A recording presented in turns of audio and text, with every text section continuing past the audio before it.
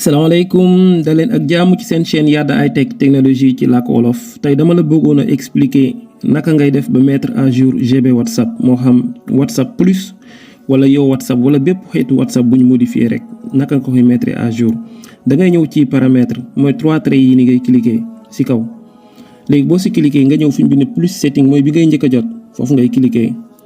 léegi boo ci cliquer dañ la indil benn page nga fermer nga def close nga fermer fii. Après nga ñëw fii update fii ngay cliquer fi ma encercler en rouge foofu ngay dem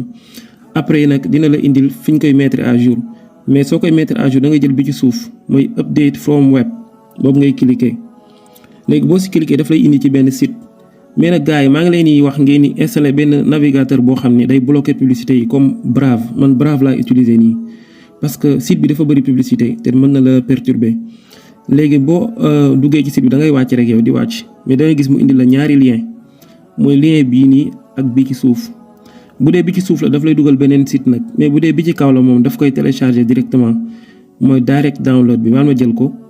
su ma jëlee foofu noonu da lay indil avertissement mais garaawul mën nga télécharger navigateur bi daf lay avertir quoi pour plus de sécurité nga def télécharger quand même après mën nga def détail nga xool léegi téléchargement bi dama koy rapide quoi parce que 50 MO la su ma juumul 50 MO la léegi bàyyil ma rapide ko ma avance ko léegi di leen wax na ngeen mettre à jour seen GB WhatsApp bu dee WhatsApp simple grawul mais bu dee GB WhatsApp wala yow WhatsApp yooyu noonu boo ko mettre à jour mën nga xëy suba ñu bloqué sa numéro te suñ bloqué sa numéro dañ lay bannir maanaam groupe yi nga bokkoon yëpp da nga koy quitter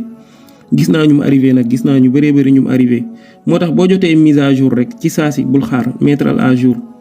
voilà bu dee amoo connexion nga dem ci wifi nga mettre ko à jour sinon di nga ñàkk sa WhatsApp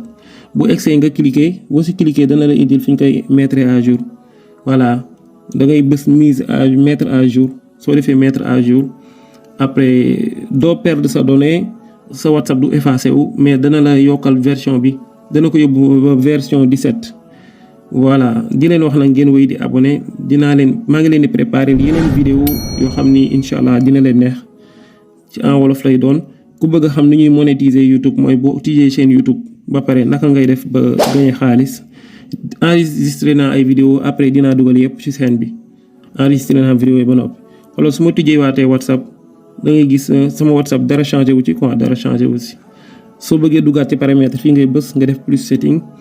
boo bëggee vérifier ndax am na mise à jour bu génn soo duggee ci paramètres yi comme boo ñëwee fii nii update bu dee ci kaw nga bës foofu la lay waxee ni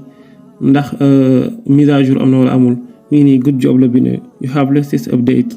maanaam maa ngi am dernière version bi loolu la ma wax gars yi maa ngi def ay vidéo ci TikTok bi aussi ku bëgg a abonné sama chaîne TikTok mën nga dem foofu noonu Yada High Tech la bii mooy chaîne YouTube bi Yada High Tech aussi boo ko bindee YouTube day ñëw